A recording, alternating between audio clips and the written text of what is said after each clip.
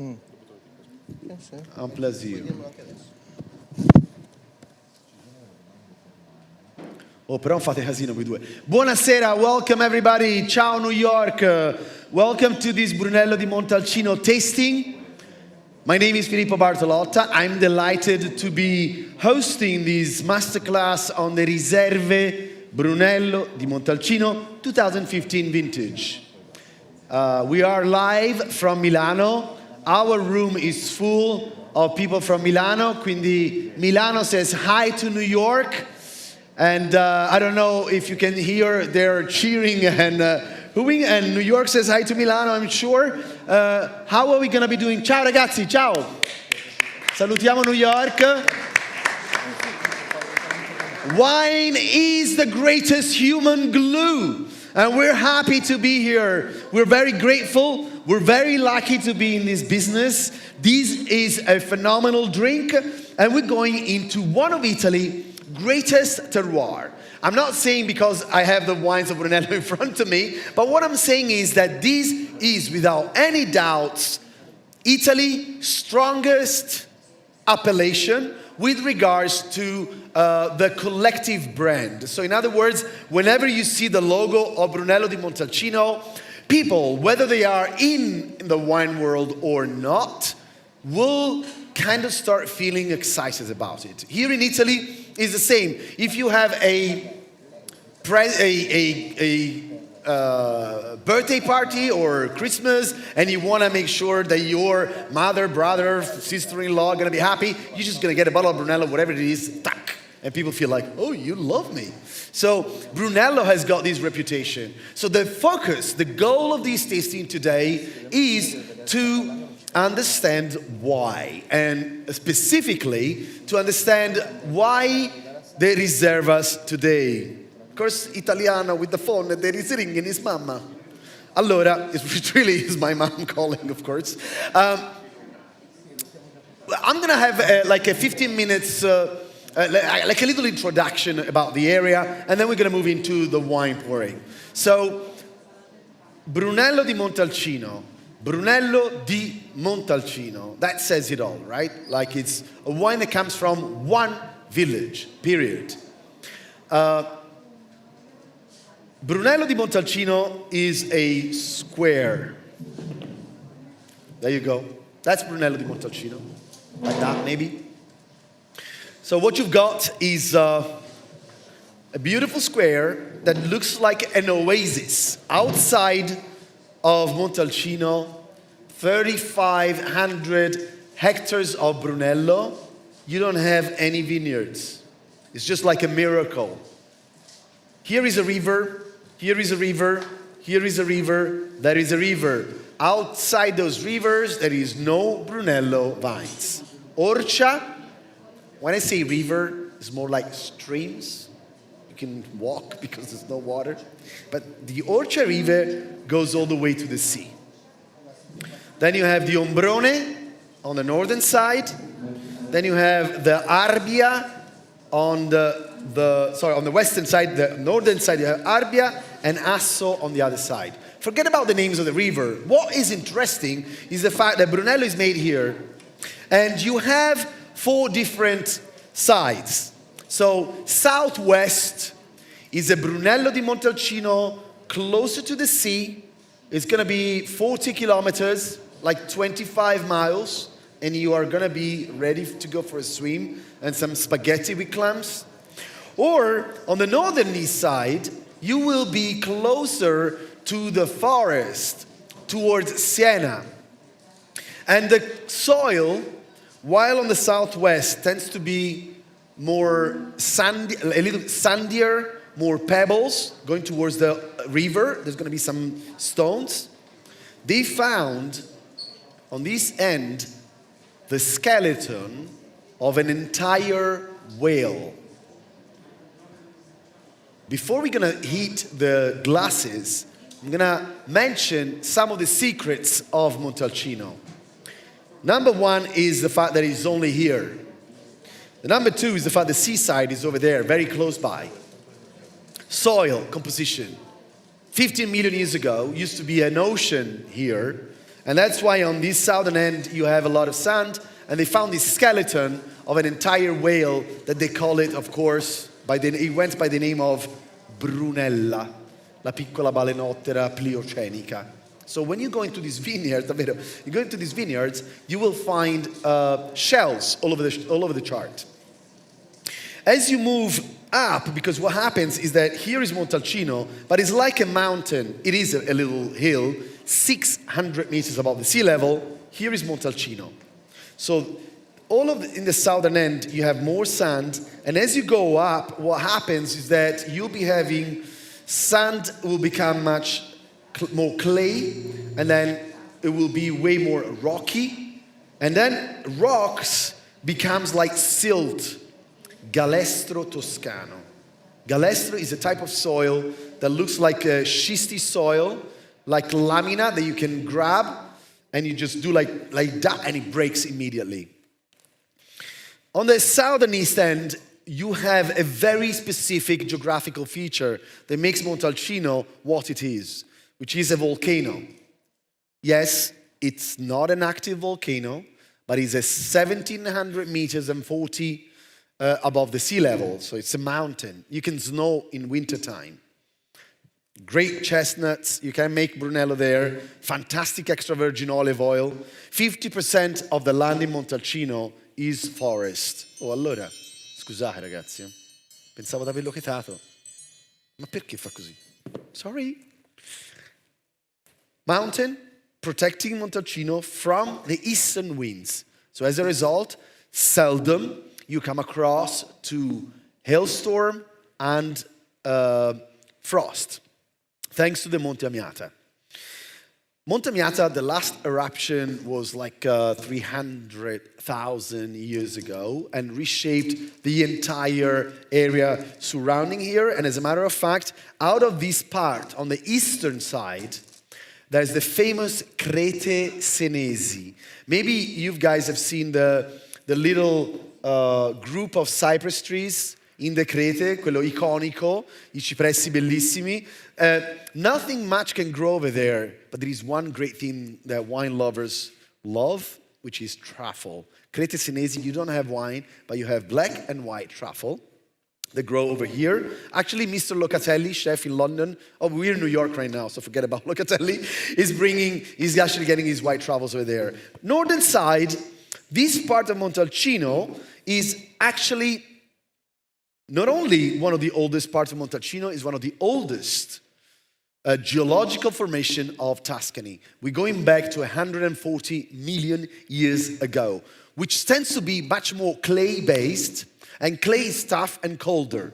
Expectations in the glass, northern, west, and a little bit of the northern east side of Brunello tends to be more floral, less Mediterranean, a little bit tougher when young.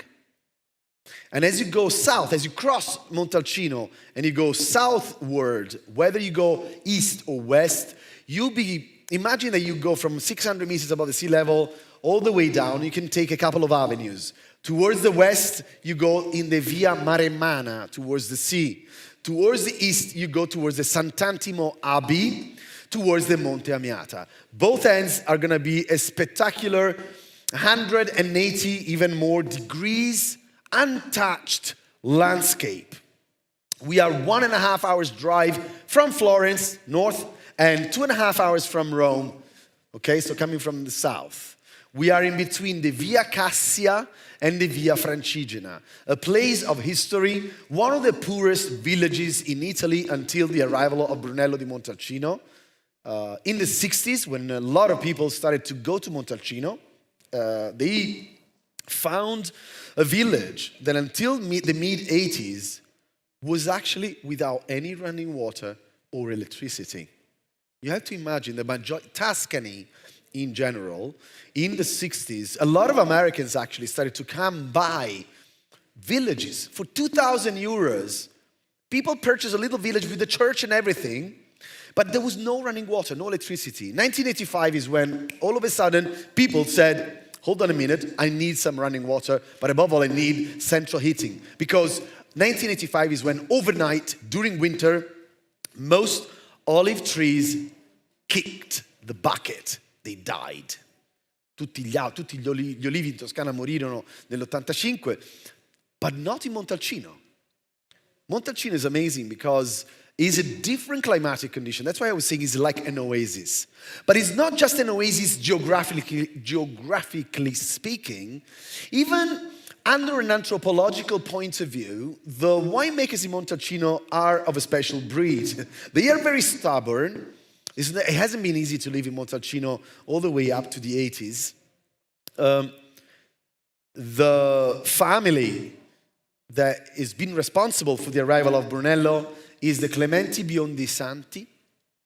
Biondi Santi were a family of poets, agronomists, scientists, soldiers who fought the war of Risorgimento to unify Italy. Amazing people who were thinking really forward.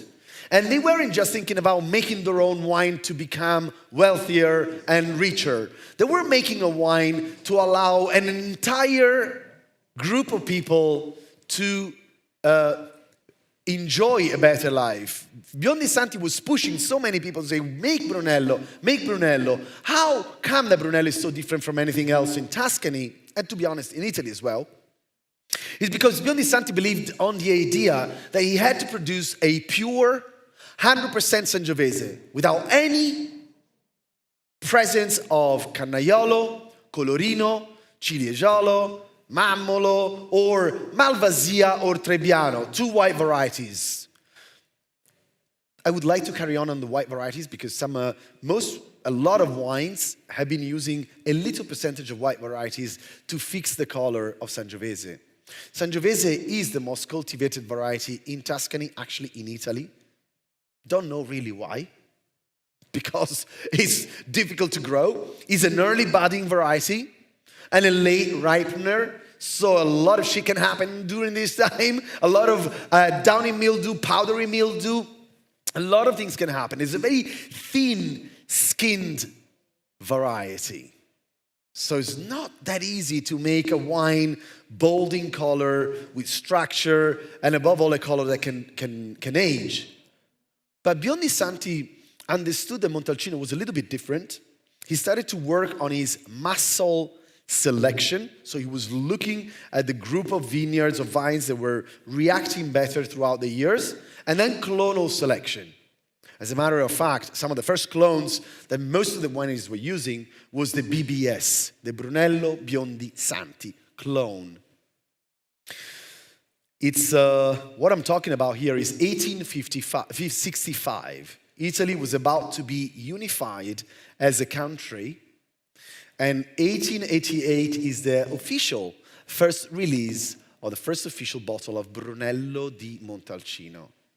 Now, a lot of people say, so it's a young wine, but actually Etruscans in the Montamiata used to make a lot of wine over there. Wherever there is a volcano, Etruscans were there.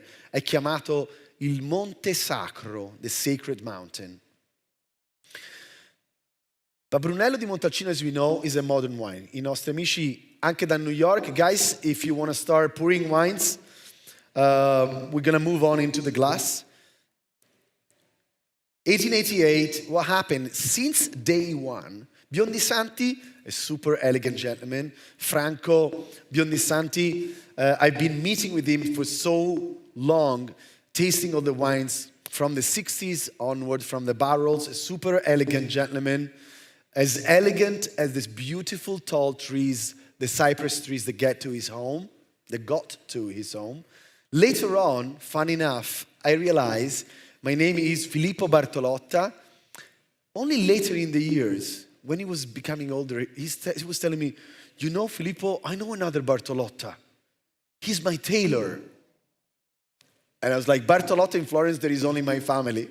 And he's my zio. My uncle has been the tailor of Franco Biondi Santi for a bloody generation. And I only found out when Franco was later in his years. So that's a funny story. But with Franco and with all Montalcino, there used to be 12 people, 12 winemakers in 1964. There is 250 people making wine there. And a lot of people are purchasing new vineyards, coming from all over the world. And still, you can find so many different styles, but something didn't change. 5 years. 5 years of aging before the wine is going to be released in the market. 6 for the Riserva. 5 years of which 2 in the oak, and yet some of the wines that we'll taste today, some of the older schoolers, they use the big oak vats. A big oak vat is like this panel here. Would be using even 3, 4, 5 years of aging in the big cellars. But this is not French or American oak. It's a very neutral kind of oak that I'm talking about is Slavonian oak that is this thick. A French barrique is this, and it's 225 liters. The big botti that I'm talking about are 100 hectoliters. Okay, so very different size. I was saying how Sangiovese is thin skin and it's difficult to use barrique with Sangiovese. Someone knows how to use it. Sangiovese has got 50% of the amount of skin, literally. If you go eat a berry of Cabernet Sauvignon, it's gonna take you like a few minutes to just go through it. It's like super tough skin. That's why the color and the Schwarzenegger character that usually comes off from Napa tend to have, for instance. But when it comes to Sangiovese Montalcino, you have to think more, rather than a bodybuilder, think more like a marathon man. There is muscularity, but it's leaner. And there is more transparency. This is the trend that I'm witnessing. This year, I've been going through all the Montalcino wines twice. The trend in Montalcino is to go for clearer, brighter, more transparent, more brilliant Brunellos. You can already look, once the wine is going to be poured in your glasses, something that for me is always very easy to understand. A lot of, when we do tasting, sometimes we describe wines, the color, just because we have to. I have a feeling like red ruby with a little bit of garnet hues. Who cares? Right? Like, who cares if there isn't a meaning behind it? So when we look at a glass of wine, we can already see so many things. How brilliant the color is the sign of acidity. The more brilliant the color, the brighter the color, the more acidic the wine is going to be. Transparency. Sangiovese, when you get a glass of Brunello, look, I can read my tasting notes through my glass. You can read newspaper.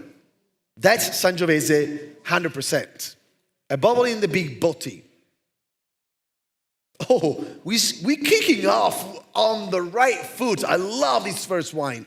Questo è un vino dei profumi veramente seducenti. Questo è un Brunello. This is a Brunello di Montalcino that comes from the southwest.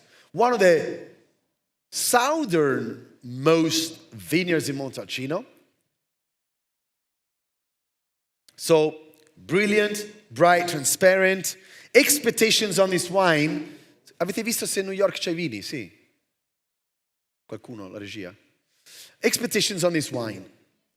I'm expecting to drink something that is not going to be muscular, that is not going to be extractive, that is not going to be driven by the dark force, but rather by more of an intellectual and sexy-driven character. Sexy, I put it up there just because the nose is sexy. Rose petals, hibiscus, orange blossom, zagara, profumo incredibile, but also orange peel, white truffles, licorice. This wine is so elegant. And now that I got back in there, I've got these raspberries, pomegranate, strawberry jam. It's all about the red fruit. There's nothing on the darker side. But yet there is an element of dry herbs and gunflint. When we talk about minerality, that's minerality, right? Like there is this subtle subtle flintiness, like and literally like gunpowder, but also elegance. It smells sweet. I know that the nose cannot detect sweetness, but actually there is a sweet aroma. On the palate,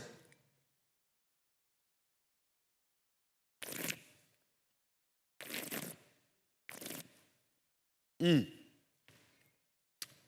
heck, man.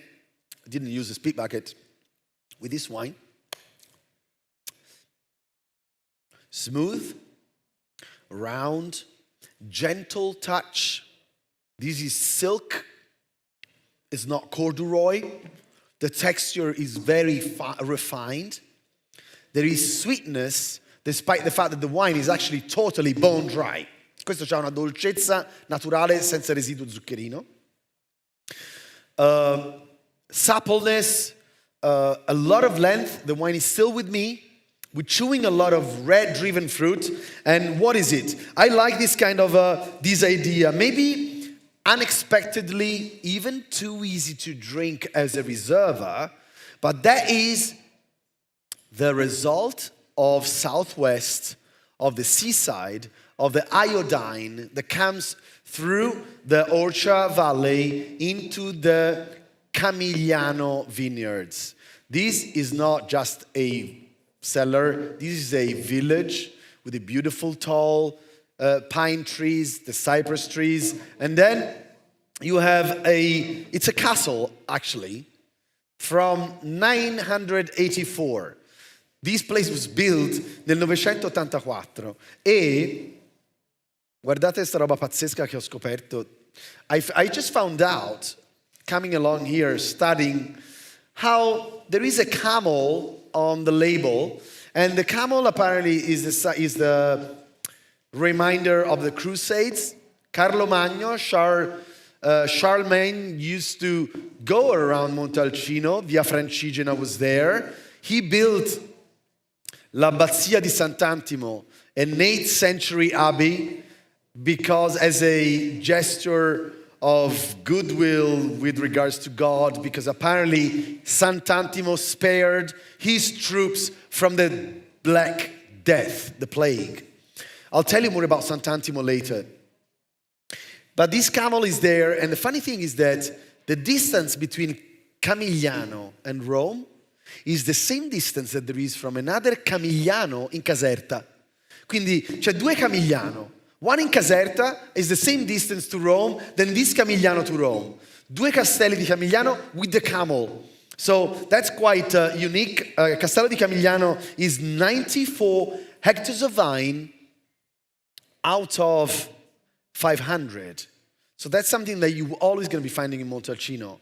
There is always going to be lots of forest, lots of biodiversity. Leonardo da Vinci, as a matter of fact, Montalcino, the Val d'Orcia, was inscribed in the UNESCO World Heritage Site. If you go read why, it says, because the landscape that inspired the Renaissance painters has remained intact for over 600 years. È bellissimo, no? Cioè, we can still see when we browse around the avenues of Montalcino, the same picture that Leonardo da Vinci saw.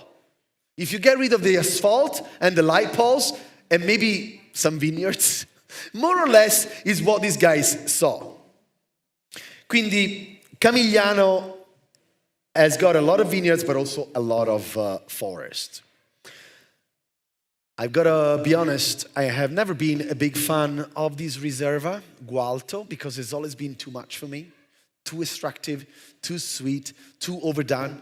But I like this move. I've seen Camigliano being the Ghezzi family, infatti una famiglia milanese, purchased this castle in 1957.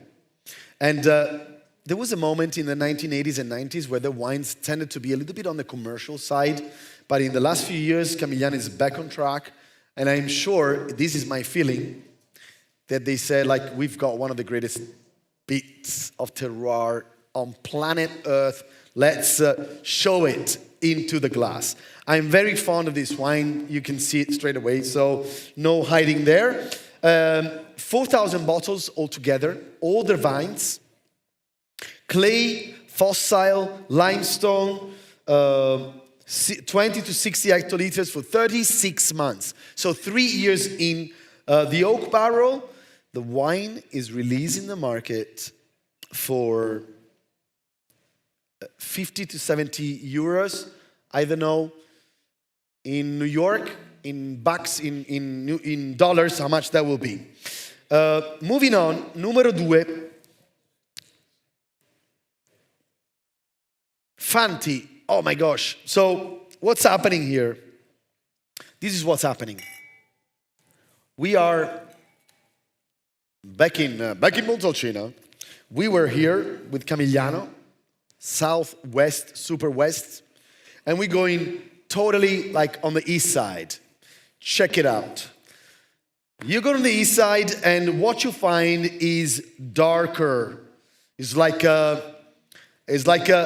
is like number 1 is Jan Solo, and number 2 is Darth Vader. There is like this tar. It's like make me laugh, but there is tar and concrete. Like there is Goudron. It's almost like more like a Barolo. The nose is very leathery, very petrol-y, very peaty, like peat. And you know, like black marker pen, just like a black marker pen. So inky, balsamic, prunes. It's not about the red fruit. It's all about the prunes, the black cherries. Let me see how many. Oh yeah, this is the Riserva. Filippo and Elisa Fanti make this wine on the southern eastern slopes. This is the Riserva Vigna Le Macchiarelle. And here, there is something that actually, now that I think of it, they go for 30 tons per hectare. Now, in general, like an average yield per hectare in Montalcino is around 70, 75, 70, 80. 30 is 50%. So they are looking for extraction. They're looking for concentration. These are the older vines. This wine is not produced always, but only in the best vintages. Tougher soil than the first wine, you can tell. Still, the wine goes also in tonneau. It's not in the big barrels. So there is a little bit of the extraction of the oak spices.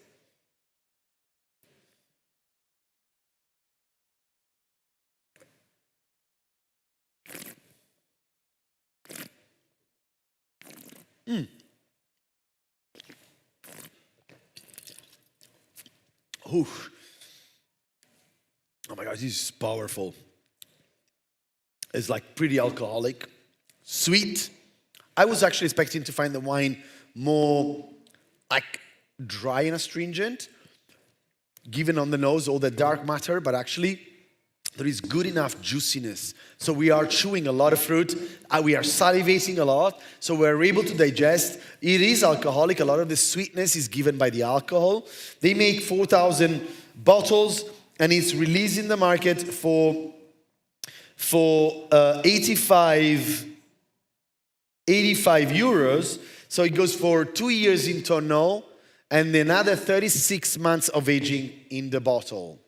Very different style.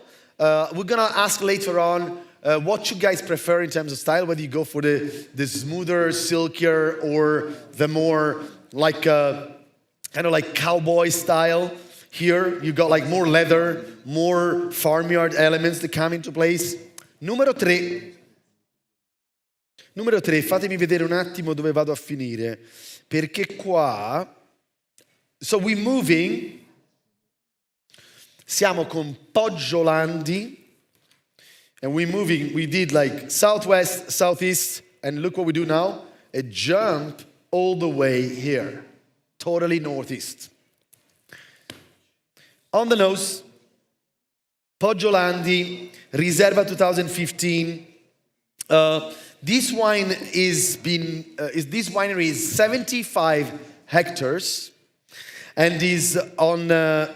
This is actually, although it's on the northern east side, they blend north and south together. This is something that I was going to tell you earlier on. This idea of where the vineyards are, it's true all the way until the winemaker is actually bottling the vineyards from that part. But a lot of winemakers, above all in the past, used to blend their best vineyards from different spots of Montalcino.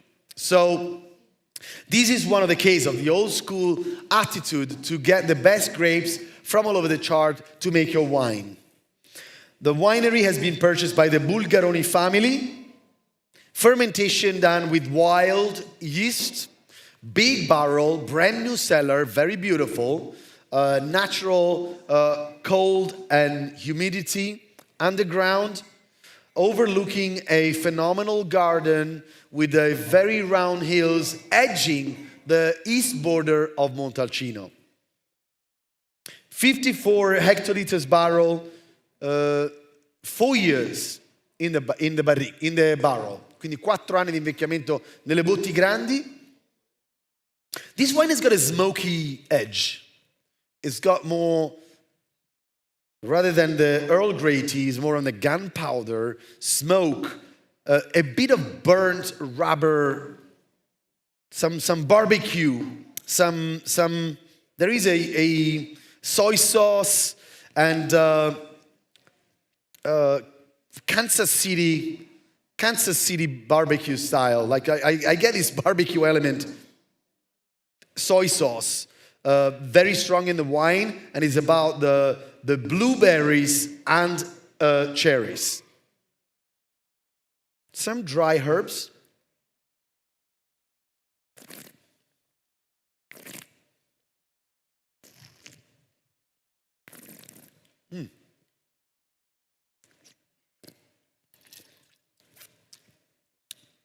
Attenzione, this wine is forcing us to a little bit of extra work because I think it's a little bit close right now. The presence of the oak is a little bit there. The wine needs some oxygen, but on the palate, there is a lot of structure, like the 15th century fortress in Montalcino. There is a little bit of dryness right now, but also I felt that there was bits of juiciness and something very interesting with some salty bites right in the middle. So it's a Riserva that is gonna be needing some extra time. I don't think there is a little bit of oak spices that are intruding right now on the palate. I'm struggling to digest these tannins a little bit, but I think all in all, there is good enough fruit and elegance for the wine to go ahead. 1, 2, 3, 4. Ve lo dico tra un po' perché New York gli manca un vino. Allora, il numero 4. Numero 4, we're moving from right opposite. So our journey in Montalcino has been like this. Southwest, southeast, northeast, and now northwest. Okay? This is a vineyard, Carpineto, that is located right on top of Montalcino. As a matter of fact, from the vineyard, you have a beautiful view of the 15th century fortress where the people of Siena in 1559 had to go hide themselves against the Florentine, and ultimately they had to give up to the Medici family. Siena has been the last republic, independent republic in Italy to give up his freedom, shall we say, and he had to go under the Medici family. People from Siena don't like that at all. I was born in Florence, and whenever I go in Siena, even if I get a cup of coffee, dico, buongiorno, posso avere un caffè? They spot my accent and they start giving me hard time because I'm the enemy. Can you believe it? Like after 500 years, like the fight between Florence and Siena is still on. That is bonkers. But anyhow, the 6 balls of the Medici on top of the fortress of Montalcino is actually quite hard for the people in Siena to take. Carpineto. This winery is one of the highest in Montalcino, 500 meters above the sea level. So not only we're going on the north-west part of the area, but we're also going high. So as I mentioned, you can see the fortress from above, which means that you are 500 towards 600 meters above the sea level. 10 hectares out of 35 of property.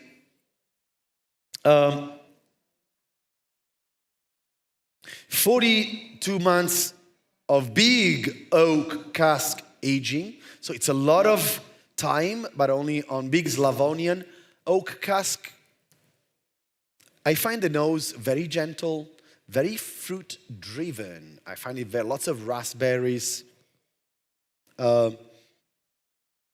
broom flower, blood orange, tangerine,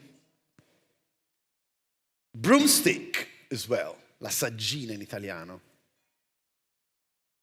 And herbs. It's like Provençal herbs. I think it's very elegant on the herbal side.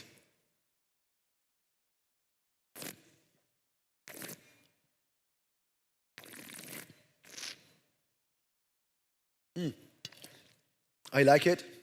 I find the wine good balance. Not too much alcoholic. Quite crunchy fruit, red-driven fruit, good acidity. Once again, the blood orange freshness comes through the palate. Juicy is different from jammy, right? Jammy is sticky, sweet. My palate is clean. And this citrus acidity is very good. This is for me, one of the key factors for the aging potential of Sangiovese. Not about the muscularity, but rather about the linearity, the definition of the fruit, and the presence of acidity. Some of the oldest wines in Montalcino that I've tried of the 50s and 60s, when I was looking at the acidity, the grams per liter were around 6, 5.9, 6.1, 6.2, okay? Which is the acidity of white wine. So acidity for Sangiovese is more important than extraction of the tannins. For too many years, a lot of people in the late 90s have been trying to understand data coming from Bordeaux. Phenolic maturation has been an obsession for a lot of winemakers, but it was based on Cabernet Sauvignon, which has nothing to do. You are in Bordeaux, it's a swamp, Cabernet, Merlot, Malbec, Petit Verdot, totally different varieties. Here is Sangiovese, thin skin, southern. People finally have understood that. So this is a very typical northwest style of Brunello di Montalcino. So there is fruit, but there is floral. The tannin, the wine is quite austere. Is not too generous with the sweetness, but I think is sweet enough. Allora, a questo punto, un'attenzione, una notizia di tecnica per i nostri amici a New York. E anche per voi, ora ci penso. New York, you guys have got wine number 5, attenzione, that I don't have. Milano doesn't have wine number 5. Voi non vi preoccupate perché io vi parlerò di quello che abbiamo. Però c'è you guys in New York have got wine number 5, that is wine of Roberto Cipresso. I can tell you, se mi date un break perché non c'è questo, sto parlando di un vino che noi non abbiamo. Roberto Cipresso, winemaker, you should be having a wine that is made in 1 hectare, south, Castelnuovo dell'Abate, very deep, very dark, very extractive. Even the color, if I can see one of the glasses of our friends in New York on a white background, it should be like a black ink-driven color. Roberto has chosen to produce a very kind of like modern-driven extractive style. Però noi non ce l'abbiamo qua. Vedo il tempo che sta andando avanti, fatemi vedere un attimo. Tac. Allora, torniamo a noi. Abbiamo il vino numero 6. Vi torna, ragazzi? Scusate, avete ragione. Esatto, ci siamo? Comunque per noi sto toccando il quinto calice. So, vi lascio, I'm going to leave New York maybe another minute or so. In the meanwhile, we're going to be moving from, so we're going to do something like this. We were here in Carpineto. We're going to drive to the roundabout towards the Fortezza di Montalcino. And then you can take 3 avenues. To the left, you're going to be going to the Via del Brunello, and you're going to go to Siena. To the one in the middle, it's the Via Amiatina. You go towards the Monte Amiata, where there is the Sant'Antimo Abbey. That's what we're taking right now. And the third avenue is the one that goes to the sea, la Via Maremmana. Il nostro quinto vino, eccolo qua, is a... Scusate, ma questo non va bene, ragazzi. Ok? Sì, però mi hanno dato, scusate un secondo, ragazzi. Faccio soltanto un check di una cosa. Ok. Fattoria Barbie. One of the oldest farms in Montalcino. Stefano Cinelli Colombini right now is running the show. A guy with a lot of humanistic culture. This guy can talk about any topic in agriculture or literature. He's a fond agronomist in Montalcino. The winery has been there from 1352. 1352. The Cinelli Colombini family has been in the area forever. They have 66 hectares out of 300 hectares of property. And in general, this winery works towards a more traditional kind of approach, so bigger oak barrel. But they started off working with cryo maceration before fermentation. What does it mean? Is that basically you're going to get the berries, you're going to keep them in a cold room for a few days to try extract color, not through the alcohol, but actually from the presence with the skins only. The color looks really red ruby with a tinge of garnet. You can tell that this has been big oak cask. The nose is an elegant nose of cola. I love this cola action, balsamic elements, almost like a little bit of menthol, tea tree oil, red berries, raspberries, pomegranate, a little bit of dark cherries. I find it really, really elegant. Something like a touch of tobacco, but not the tobacco leaf, not just the dark side. Floral, a hint of violets, very, very elegant, and vanilla stick.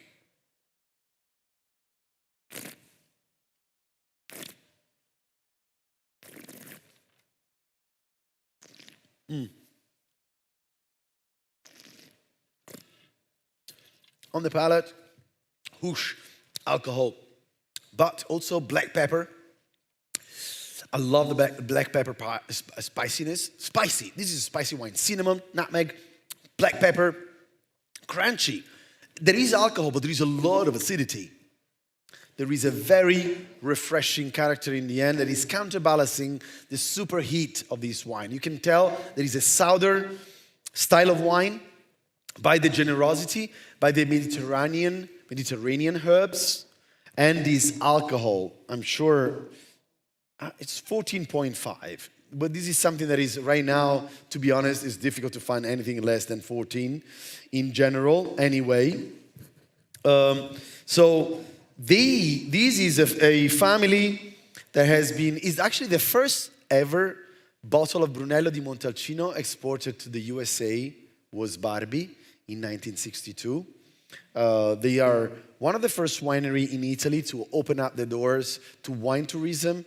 So very kind of like very ancient casato, but also very open-minded to the idea of bringing new elements into winemaking. Very classic style Brunello with these red berries and violets. L'ultimo vino, prima di lasciare un po' di spazio ai commenti.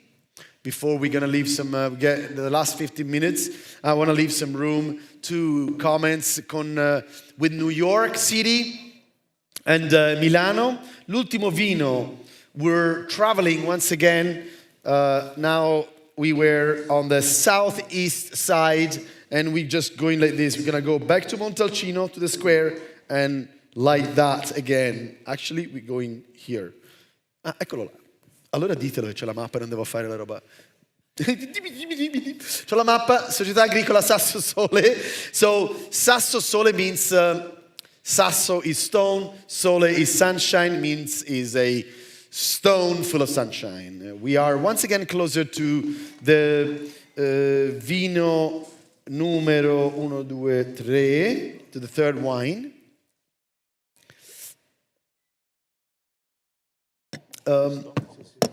Dov'è la bottiglia? Eccolo qua, Sasso di Sole. This is once again Riserva 2015. That I find on the nose much, it's like all about the fruit. This wine, sì, Sesto. Sì. Sesto. This wine is all about the fruit, is all about the cherries. Is more fruit-driven than the other wines. We had in the other wines some herbaceousness, some gunflint, some oak-driven spices. This is more about these very ripe cherries, damsons, plums, with some smokiness, a touch of smokiness right underneath.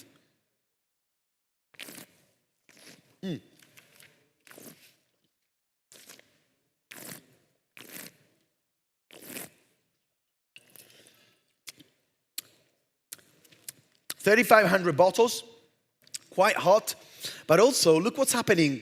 Look how different.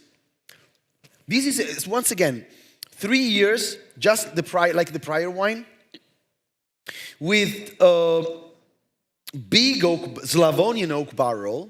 So pretty much the same handling of the oak, but the tannins are much more astringent, rawer, more rustic kind of material, more northern. You need more time for this wine. On the palate, there is a detachment a little bit between the very kind of like subdued nose, but then on the palate you have this kind of like more astringent and rustic palate. I'm going to wrap it up with a couple of considerations before I leave the room to an open session. Riserva. A lot of people say that Riserva is made when Brunello producers do not sell their wines. Do you know what? Maybe someone in the past, but right now, bottles of Brunello are just sold in the market quite easily. These wines that we tasted are all of them are conceived to be Riserva. So from the vineyards, the winemakers go choose the crop to make a wine for a longer aging potential. So is a Riserva a wine with a longer aging potential? Are those 6 years necessary for this wine to age longer? Can we see the difference in the soil and the terroir? I think that once again, funny enough, all of the wines that I tasted from recently, not, in the 50s and the 60s and the 70s, are all wines that weren't Riserva actually. And all of them were smashing with 12 and a half in alcohol. So these Riservas are usually chosen by either oldest vines or specific given spots like the Gualto. So in terms of whether or not we're able to detect the diversity of the different spots, I think it's still a little bit too early. Sometimes you can. And it's interesting when you get a winery that works similarly to another. So what I'm trying to say, if you have a winery that would use big Slavonian oak cask in the southwest and big Slavonian cask on the northeast, and at that point it would be interesting to do a tasting like this. But it's still, for me, early stages to talk about that.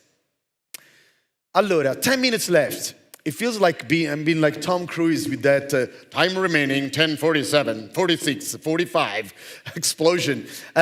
Grazie intanto a Milano per avermi ascoltato. Grazie mille.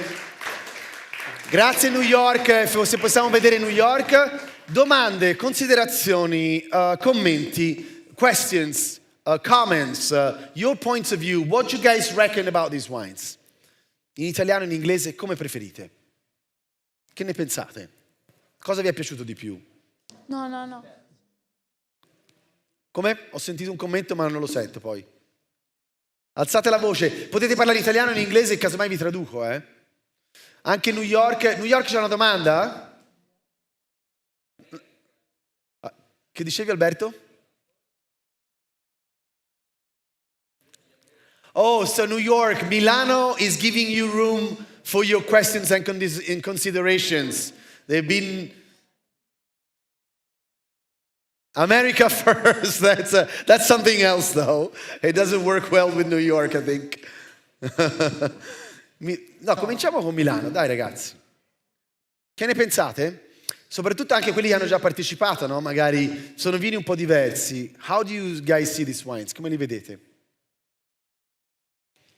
Ci siamo solo noi, non c'è nessuno che ci ascolta. Io c'è solo ho preferito il terzo. Di 5.000 persone, siamo live su YouTube. Dai, a parte gli scherzi, cos'è che... Ok. C'è una domanda? No, non è una domanda, è un'osservazione. Io ho preferito il terzo, non mi ricordo, mi sembra...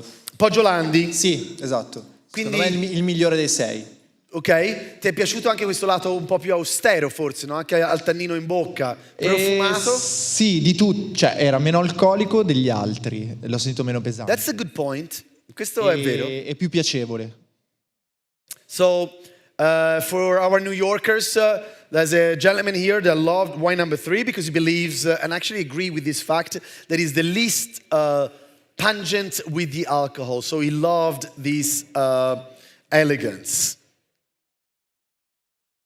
Abbiamo il signore con la mano alzata, ma c'è anche una signora qui davanti. Se vuole cedo la parola prima alla signora, io sono molto cavaliere. Però Vai. comunque la mia è un'osservazione velocissima, è bellissimo ascoltare la riflessione, probabilmente giusta perché sono d'accordo, del signore prima, e tutti hanno preso il terzo Brunello e lo hanno riassaggiato. Ecco, volevo condividere solo questa osservazione. Okay. Grazie. No, grazie a lei per aver condiviso. È la voce that comes from nowhere, perché non ho visto da dove arriva, è dietro la colonna. Abbiamo una signora qui con i capelli biondi e poi c'è il signore più indietro in fondo. No, lì accanto, sì, ce l'avevi? Eccola lì. I liked a lot the fifth one, Fattoria dei Barbi, because I found that it was really very elegant and balanced, really in all its aspects, in the flavor and also in the taste. Very, very Montalcino. That wine is shouting out loud, I'm Brunello. Poi c'era un signore laggiù in fondo, vero, con la mano alzata, che lo vedo dietro, accanto al tempo rimanente, 7 minutes, 18 seconds. Allora, una domanda di questo genere che ti apre magari una possibilità di allargare il discorso. Allora, questi Brunelli sono chiaramente tutti vini che hanno bisogno di invecchiamento per esprimere il meglio che hanno. Il diverso territorio, quindi col terreno, rispetto alla tipologia del vino, cosa vado a cercare io per capire come arriverà questo vino a parte l'acidità? Good point. So the gentleman here is asking, what do I look for? He underlined the fact that acidity is important in terms of aging potential. How do I choose my wines if I want to have more aging potential? Aging potential is related to a few factors. Acidity is one. Vineyard sites. It's like genetics. You know, you either are tall, blue eyes and curly blonde hair like me, or you're not. So some sites are better suited for aging potential. In general, tougher soils hand over wines that are less ready to drink with more aging potential. So usually the northern slopes tend to have more of that. But this is a little bit generic because if you come across to a great winery, per esempio, in the southern end, Barbi has got some of the oldest collection in Montalcino. If you do not stress your vines and you grab 20 kilograms out of the plant, that's the other point. How many yields? What is the yields per plant? Quanta resa vuoi tirare fuori da quella pianta? È un altro fattore. Vintage, very important factor. Like a vintage like 15 has been very forward. Infatti queste riserve sono tutte molto avanti. A vintage like 16, you will see, is going to be less forward, less alcoholic, more elegant, but also a little bit tighter, so maybe with more aging potential. Domanda da New York? We have a message from New York. Wines were very enjoyable and speaker was great. Grazie, thank you. Appreciate. Se non abbiamo altre domande o altre considerazioni, ce ne abbiamo una, eccolo là. Qui sembra essere la casa d'aste. Probably my Toscanan origins are speaking for me, but I really appreciate the second one. It's really strong.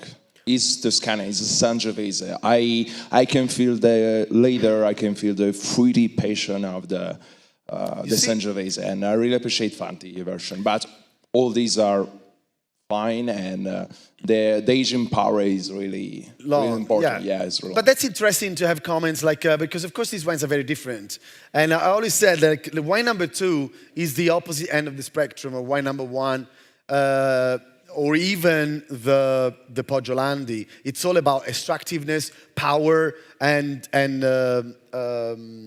structure. So there is always people that prefer to go on that end, or people that to go. To be honest, even the Gualto, the first wine, maybe is even too ready to drink as a Riserva. Very enjoyable now, but I don't know in terms of aging potential how many horses I would bet on here. Lovely though now.